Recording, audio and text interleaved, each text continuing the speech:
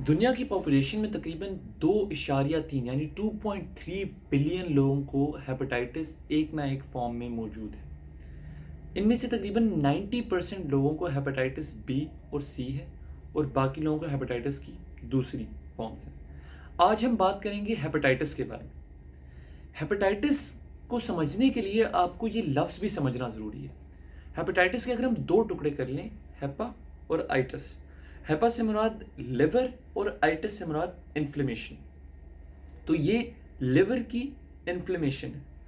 अब इन्फ्लेमेशन क्या है?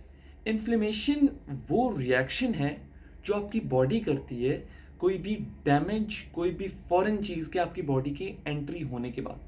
फॉर एग्जांपल अगर मिसाल लें मेरी इस उंगली की, अगर मेरी इस उंगली में किसी किस्म का भी डैमेज होता है, फॉर एग्जांपल अगर ये थोड़ी सी जल जाती है, अगर ये थोड़ी सी जल जाती है तो ये जगह फ़ौरन रेड हो जाएगी, यानी यहाँ खून बढ़ जाएगा, आपके यहाँ की वेसल्स जो है वो वेजो डायलेट कर जाएंगी, यहाँ आपकी खून की सप्लाई बढ़ जाएगी।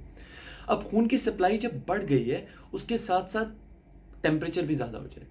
जब टेम्परेचर ज़्यादा हो गया, उसके साथ साथ आपकी वाइट ब्लड सेल, जब खून ज़्यादा आ रहा है तो उसके अंदर जितने भी सेल्स हैं आपके ज़्यादा मौजूद हैं, ऑब्वियसली यहाँ आपका वाइट ब्लड सेल्स भी ज़्यादा आ रहे हैं, न्यूट्रोफिल्स या इस तरह की चीज़ें जो आपके इस डैमेज को कंट्रोल करने की, इसको ख़त्म करने की पूरी कोशिश करेंगी। तो ये और उसके साथ साथ आपको दर्द भी महसूस होगा। तो ये सारी चीज़ें इन्फ्लेमेशन कहलाती हैं, आपकी बॉडी का एक नेचुरल रिएक्शन है।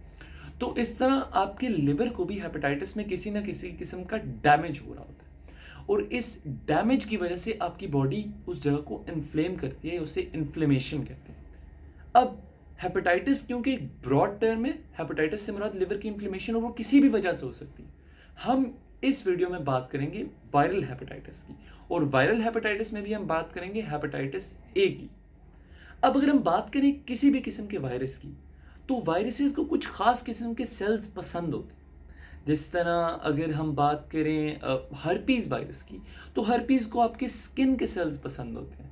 जिस तरह अगर हम बात करें और कोई भी जिस तरह अगर हम बात करें कोरोना वायरस की, तो आपको उसके लंग्स के सेल पसंद होते हैं। तो इसी तरह आपके हेपेटाइटिस के वायरस को आपके लिवर के सेल्स पसंद होते हैं और ये किसी भी तरीके से आपके लिवर के सेल्स तक जब पहुंचता है, तो ये उनके अंदर दाखिल होने की कोशिश करता है। जब ये उनके अंदर दाखिल हो जाता है, उनके अंदर एंटर हो जाता है, तो ये उनको एक नुकसान पहुंचाता है और ये नुकसान पहुंचाने का तरीका असल में ये है कि जैसे ये एंटर होता है, आपके वाइट ब्लड सेल्स को, आपके वो सेल्स जो डिफेंस के लिए तैयार खड़े हैं वेपन्स लेके, उन्हें पता चलता है कि एक फॉरेन चीज़ हमारे लिवर के सेल में एंटर हो चुकी है।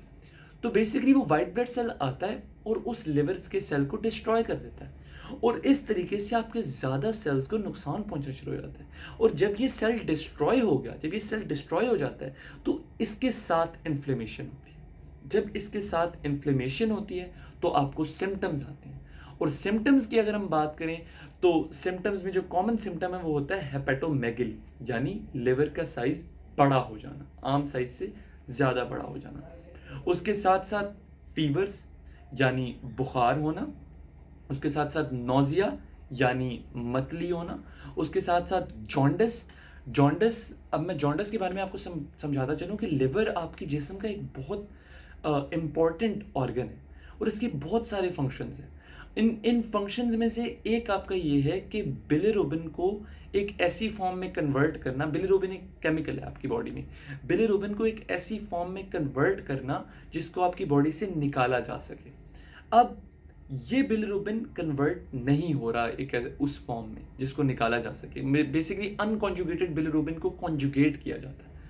तो अब ये वो नहीं, ये प्रोसेस नहीं हो रहा, तो ये आपके जिस्म के अंदर फैलता जा रहा है, आपके जिस्म में बढ़ता जा रहा है और ये अनकॉन्जुगेटेड बिलिरुबिन आपके मुख्तलिफ जगहों पे जाकर डिपॉजिट हो सकता है, जिसमें से सबसे पहली जगह जहाँ आपको ये नज़र आता है वो है आंखों की स्क्लेरा, यानी आंखों की सफ़ेदी का पीला हो जाना।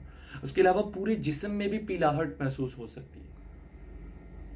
अब ज़रूरी बात, अगर हेपेटाइटिस के सिम्टम्स 6 महीने से कम में ख़त्म हो जाते हैं तो हम उसे कहते हैं एक्यूट हेपेटाइटिस, और अगर ये 6 महीने से ज़्यादा बरकरार रहते हैं तो हम इन्हें कहते हैं क्रॉनिक हेपेटाइटिस।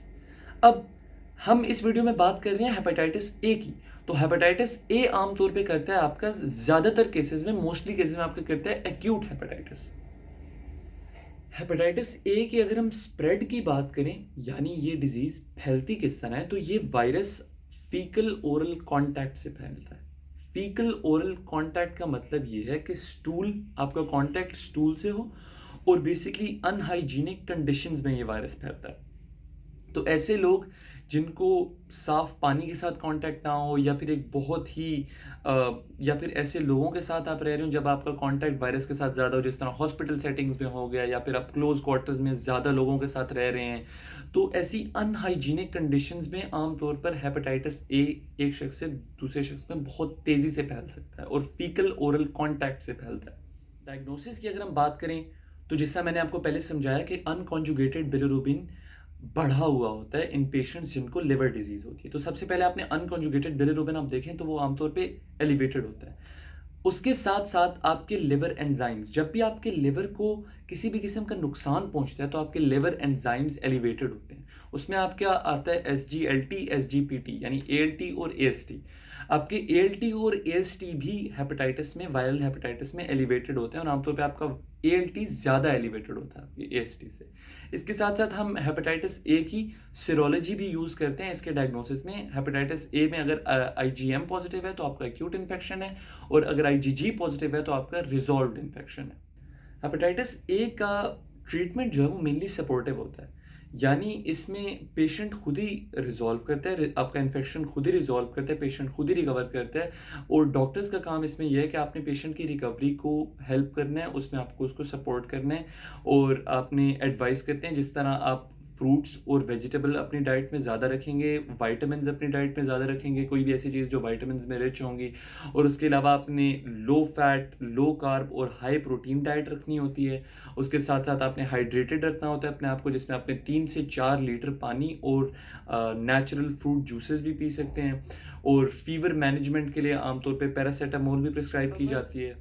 इसके साथ साथ कुछ लोग हेपामर्स या लिवर टॉनिक्स का इस्तेमाल करते हैं जिनका कोई साइंटिफिक डेटा उनको सपोर्ट नहीं करता, लेकिन कुछ पेशेंट्स के लिए ये भी हेल्पफुल होते हैं तो डॉक्टर्स प्रिस्क्राइब भी करते हैं। हेपेटाइटिस ए की प्रिवेंशन की अगर बात की जाए तो सबसे इंपॉर्टेंट है हेपेटाइटिस ए की वैक्सीन। हेपेटाइटिस ए की वैक्सीन अवेलेबल है। अगर आप किसी भी ऐसी सेटिंग में जहां आपका हेपेटाइटिस ए से इन्फेक्टेड पेशेंट से कांटेक्ट ज़्यादा है, या फिर आपको हेपेटाइटिस ए होने का चांस ज़्यादा है, तो ये वैक्सीन आप लगवा सकते हैं। इसके साथ साथ अगर आप किसी ऐसे एरिया में जा रहे हैं जहां आपको हेपेटाइटिस हो सकता है, तब भी आप ये वैक्सीन लगवा सकते हैं और ये बेहतर होगा आपके लिए। और इसके साथ साथ प्रिवेंशन के लिए हाइजीन का ख्याल रखना, यानी आपने टूथब्रश वगैरह शेयर नहीं करना, यूटेंसिल्स शेयर नहीं करने। इसके साथ साथ आपने कंटेमिनेटेड वाटर से बचना है, और फ्री हैंड वॉशिंग टेक्निक अपनी ठीक करनी है। और कुछ ऐसी प्रिवेंशन जो आप अपनी हाइजीन को अगर बेहतर कर सकते हैं तो आपको इससे बचने में हेल्प करेंगी। अगर आपको ये वीडियो पसंद आई है तो प्लीज़ इस वीडियो को लाइक करें और मेरे चैनल को सब्सक्राइब करें। और अगर आप हेपेटाइटिस बी और सी और इसके अलावा कुछ और डिजीज़ेज़ जिनके बारे में मैंने वीडियोज़ अपलोड की हुई हैं, अगर आप वो देखना चाहते हैं तो प्लीज़ चेक देम आउट।